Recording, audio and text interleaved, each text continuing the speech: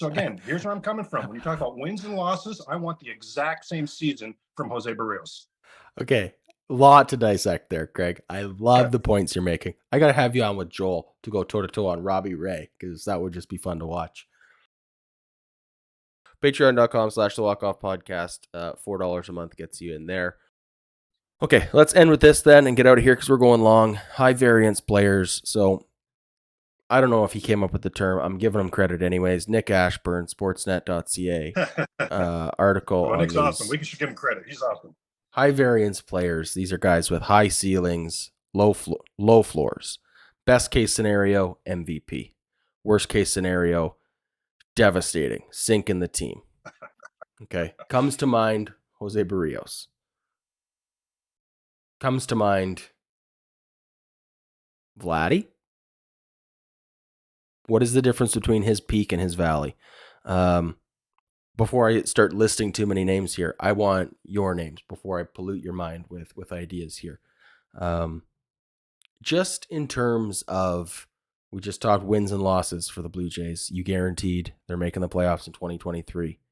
Is there a single performer on this team who can sink this ship with a bad performance? And is that the same player who, with an elite year, with a record-setting year, can get them to 100 wins, can get them to the World Series? Who is that guy for you? Or is it two guys? That's why I'm so excited about this offseason, Adam, is I don't think there is one player. We talked last week about liking the offseason, then all of a sudden out of nowhere, here came Brandon Belt, and has the fan base really wrapped their minds around how versatile that makes this lineup now. So I actually don't think there's one thing that can sink anybody. When it comes to Jose Berrios, here's what I want Blue Jay fans to consider. And I'm going to preface this by telling you where I'm coming from here. So I'm a Miami Dolphin fan. So there was a stretch of time a few years back where the Miami Dolphins, out of 21 games, they won one game. And I can tell you, we were so lucky to win that game, won 1 out of 21. My best friend literally, this is back in the day when you'd read things in the sports section, read the newspaper. And my best friend literally called me one day and said, "Hey, am I reading this right here? 20 losses in the last 21 games? Like, are you okay?" Like literally check him. You're okay, right? You're okay, right? Because he knows I live and die with the Dolphins. That's a lot of losing. So living through that, everything changed from sports for me. It became all about the wins or the losses. Everything changed in sports for me. The wins or the losses. Jose Berrios. Are any of us happy with the 2022 that Jose Berrios, including Jose Berrios, put together? None of us would be. But what I want to say is this, Adam. The Toronto Blue Jays were 23-9 when Jose Berrios pitched last season. So people ask me, what sort of season do we need from Berrios this season? And their eyes bug out when I tell them we need the exact same season. Doesn't mean his ERA has to be north of 5, right? Like, let's go ahead and clean it up. Fine. But again, where I'm coming from, wins and losses. Adam, Blue Jays were 14-2 when Berrios started at the Rogers Center. I'm going to say that again. 14-2 when Berrios started at the Rogers Center. And the 2 losses out of Mac, the Jays scored 2 runs in the first game and none in the second game. And I don't care how long you've been watching baseball, you know that if your team scores 0 runs, it's difficult to win that game. So my God, I can't even, basically, if the Jays offense did anything and Jose Berrios was on the mound, the Blue Jays won that game. Robbie Ray wins the Cy Young with the Blue Jays. They won 17. They missed the playoffs by 1 game, and they went 17-17 when Robbie Ray started. Wouldn't we give away that Cy Young just to be 1 game better when Ray was on the mound? Would have made the playoffs. So again, here's where I'm coming from. When you talk about wins and losses, I want the exact same season from Jose Berrios. Okay. A lot to dissect there, Craig. I love the points you're making. I got to have you on with Joel to go toe to toe on Robbie Ray because that would just be fun to watch. Great point, though. Robbie Ray, Cy Young season, 17-17. What was the record for the Jays with Jose Berrios last year? 23-9. 23-9 overall. 14-2 at home, Adam Mac. 14-2. So this was a point I made on one of the long tosses last summer with Jose Berrios, and I'm generally not a Jose Berrios guy. His bad starts are absolute implosions, right? We're talking like he's gone in the second inning. He's already given up a 9-run lead. It is what it is. You Remember mentioned the home opener, Adam? He got 2 outs. Or did he get 1 out even? That home opener was wow. So yeah, when you take a season look at his ERA, it's inflated through performances like that. You mentioned being a Dolphins fan. I'm a Steelers guy, big fantasy football fanatic myself. It all comes down to your wins and losses, right? You need guys who can ball out for you and get you the wins, and that's ultimately all that matters. So when it comes to Jose Berrios, if we've lost, it kind of just is what it is, right? Like whether we lose 5-6 or whether we lose 9-1, it's a Right. loss. They're Same thing. all Same thing. Same thing in weighted the the call. same Yeah, at the end of the year. So I'm that's right. absolutely Yeah. with you there. Another thing with Jose Barrios is I've totally lost my train of thought here. I'll have to edit all this out. I'll find it. You're not a Barrios guy. Man. Why did my brain Adam, just with turn Barrios, right off? but is it the off? Isn't it possible? Did you guys would be more tuned into things like this? I thought rumor wise, I don't know if I thought rumor wise, it seemed like he was going through a divorce or something off the field last season. I wonder Oh, if I don't something know. like that could have played in here. I don't know anything about that. Yeah, it would be interesting to see what his numbers look like if you eliminate his 5 worst starts. I mean, to be fair, you'd also have to eliminate his 5 best starts and then get, what were those 20 Right. starts in the middle Yeah. and accurately measure that way. But I bet you the ERA come down significantly. I found my point that my brain shut off. I had to just do a quick reboot here. You mentioned 2 starts where what was it? The Blue Jays scored 0 runs and we scored 2 runs. Is Yeah, that what it was? those are the 2 losses at Rogers Center. Yeah. The 2 losses at Rogers Center. So that makes me harken back to the Vancouver Canucks circa 2010. Roberto Luongo in net. Superstar goalie, just won gold medal for Canada in Vancouver. I think he wore the C on his helmet because he was that much of a role on the Vancouver Canucks. Don't get me started on how stupid it is to have your goalie as the captain. So we are going to start doing trivia nights once a month. We are going to be keeping score for prizes.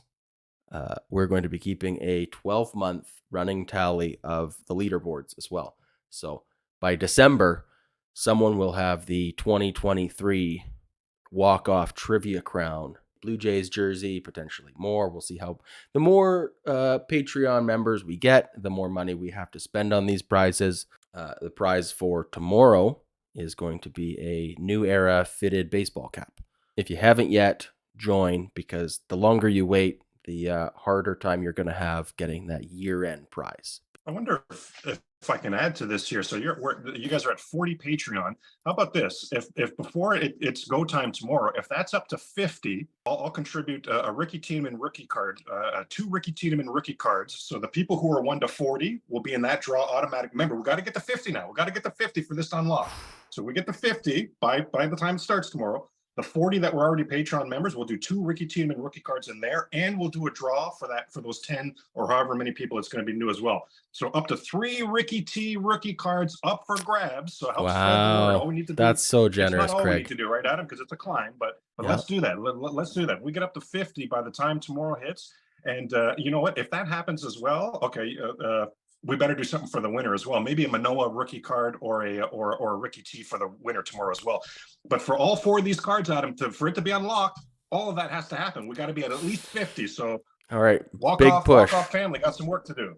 Patreon.com/the walkoff podcast. $4 a month gets you in there. Don't get me started on how stupid it is to have your goalie as the captain when he can't even go talk to the refs. Anyways, Roberto Luongo, superstar goalie, was the backbone of that team and probably the only reason they made it to the Stanley Cup Finals. And then Vancouver Canucks fans booed him out of town after they lost to the Bruins. They lost to the Bruins, I believe, in 6 games. And the Vancouver Canucks scored 7 goals in that series. Oh, good. How's that on the goalie? So the fact that they won 2 games at all, I think were both Roberto Luongo shutouts, where they won 1-0 or something like this. So yeah, Wow. to blame. Okay, there were a couple ugly losses from Roberto Luongo. I think some like 4 or 5 goal games in that Stanley Cup final. So that's why I think a lot of the fans were on him so hard about that. But to blame a goalie who, or to blame it all on the goalie when the offense was so inept is just idiotic. And Yeah. I think there's a comparison there to be made with Jose Berrios and those 2 losses, like you mentioned, where it's like, hey, he did his part. If the offense isn't scoring, you can't blame a loss on the starting pitcher there. Very interesting though, his record. What was it again? 23-9, the Blue Jays, and again 23. 14-2 at home. So what's that on the road then? So that's what, 9 and 23-9, so 9-7. So even a winning record on the road. These guys, even with Manoa last season, the Blue Jays were 500, and we love, yeah, or sorry, 18 and I think they were 18-13 with Manoa, 18-13 with Gosvin, 23-9 with Jose Barrios. And is there something to be said as well, Adam, with the fact that, remember, we just talked about Barrios on that opening. He was their opening day starter, and that was a legitimate conversation, right? Would it be Barrios? Would it be Manoa? Gosman? That was a legitimate conversation. Fast forward to the end of the season in that playoff series with Seattle, even if it went game 3, it probably wasn't going to be Barrios. He was that far removed. Now he's more of the 4 starter on this team. Does that alleviate a lot of pressure, and we get Jose Barrios back to being Jose Barrios in 2023? And again, I'm going to say all of it. If he's the same pitcher he was last season, he had the highest ERA in baseball. So Craig, you're asking me to be happy with that? I'm not happy. No, I'm just asking, what about the results? Let's big picture this thing when we talk about Barrios, because so many Blue Jay fans are panicked about him. If we big picture it, the Blue Jays won when he was on the mound, and isn't that the name of the flipping game? Yeah, there's definitely real value there. Like we said, whether he gets blown up in the first inning and it's a bullpen game and it's a write-off, or whether he goes 7 strong and we still lose, it is what it is. I want to pivot now to the offense because I'm with you. I think pitching is going to be a big factor for this team. I think Alec Manoa, depending on how he maintains or regresses this year, is going to have a big outcome on our wins and loss column. Let's go. You're high on Manoa? No regression? Oh God, no regression, no regression. Another step Alec forward? Manoa, yeah, well, will it Or be a does he step just forward? I need don't know, to... because how much? Yeah, right, Adam. Yeah, just continue on the pace he's on, right? Like, how much more of a step forward can this guy take? I love. I'm such a fan of Alec Manoa. I think he represents the Toronto Blue Jays extremely well. He was somebody that literally the day they drafted him, I jumped on Twitter and I started following him right away. And from jump, he was all in on what it meant to be a Blue Jay and what it meant to represent Canada. So I got nothing but time and love for Alec Manoa. But the big thing here, Adam, because those are all off the field things. That doesn't mean he continues to improve. But I love the work this guy puts in the offseason. This offseason's maybe been a different animal. Scott can attest to this because Alec Manoa got married this season. So eating habits, or your daily habits, maybe things like that got out of whack a little bit, fine. But do I see him righting his ship and taking things seriously to put his foot forward for the Toronto Blue Jays this season? My God, we are so lucky to have this guy, Adam Mack. I know you know that. But it's worth mentioning. We're so lucky to have this guy. Big time fan of Alec Manoa. Vladdy. Let's end with this and then we'll get out of here. Thank you so much for your time, Craig. Thanks for everybody for watching, listening. The downloads and everything on the audio side have just continued to skyrocket. So massive thanks. We'll end on this. Awesome. Vladimir Guerrero Jr. Look, I kind of talked myself into this with Garth on Friday. Is his season the most inconsequential for the Blue Jays in 2023?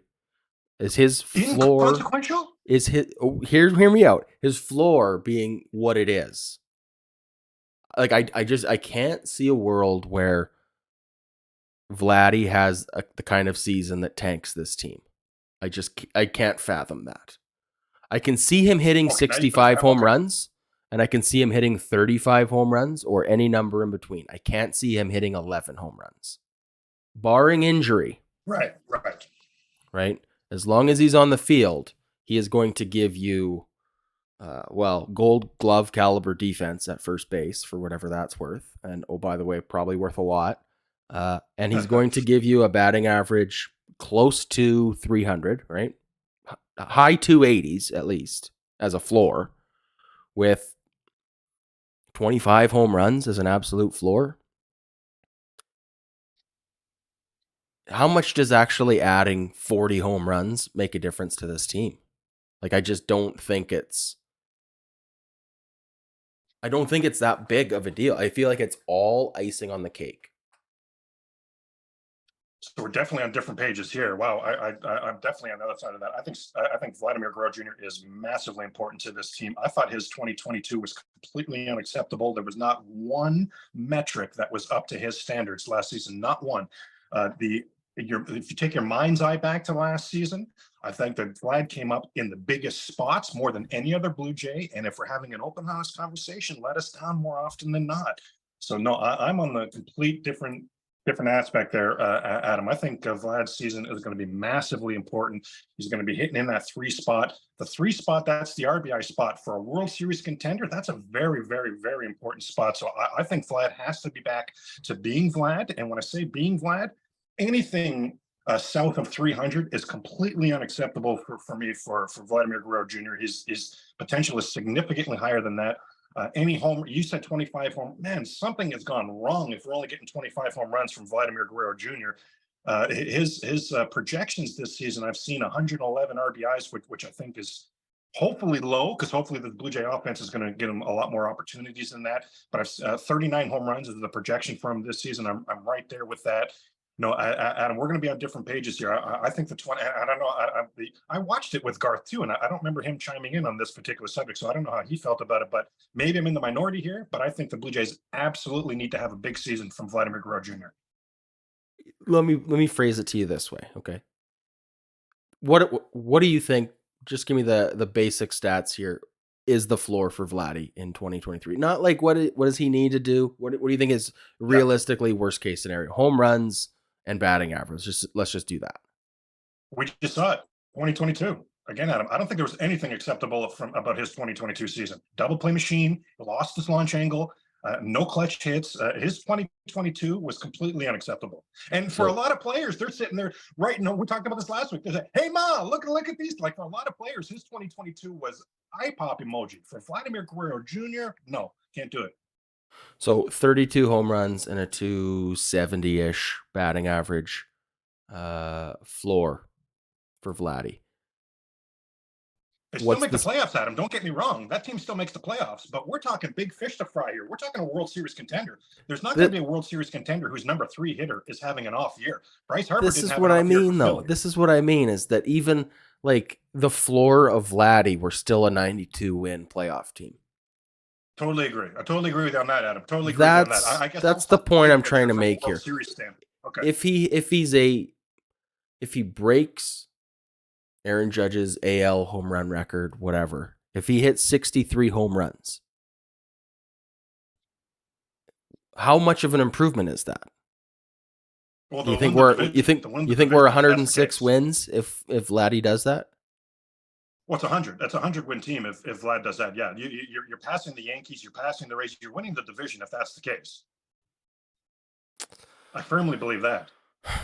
I don't know if I'm with you there, but that's okay. We don't have to agree. Everybody in the comments, let us know, because I still think Vladdy can be the MVP of this team and is also still the least important. I think that a guy like Alec Manoa, if his floor, and we're talking serious regression, right? If the game tape is out on Alec Manoa, he's tipping his pitches, whatever the case is, the league figures him out, and he is a 4.2 ERA kind of a guy. Oof. I think Alec Manoa, with his floor, we can miss the playoffs. I don't think that's the case with Vladdy. Wow. Well, I like the way you're putting it there. It's making sense to me. The Manoa's stuff is too good. I don't think there is any figuring him out. His stuff is just so special. And once he gets that changeup, which was much improved in 2022, once he gets that to be a plus pitch as well, my God. Adam, I think you just laid it out. The only thing, the only way to settle this is Vlad has to put up 63 home runs this season, and then we'll sit back and see what happened there. So that's the deal. So Vlad, all right, this is over to you now. The ball's in your court now, Vlad. This one's on you, Vlad. All right. Craig, thanks again so much for taking the time. Really enjoy talking ball with you. Everybody who's watched, thanks for watching this far, whether it's on clips or the full channel or listening on audio. Just a reminder, Patreon trivia night tomorrow night, Craig has upped the ante. Come on. Come on. So we're at 40 Patreon right now. Prize for the winner tonight or tomorrow night, Blue Jays fitted ball cap. If we can get those Patreon numbers up to 50, Craig's going to throw in some Ricky Tiedemann rookie cards. Very cool, very gracious. Thank you so much, Craig. We'll catch you on the next one. Go Jays, go, and cheers.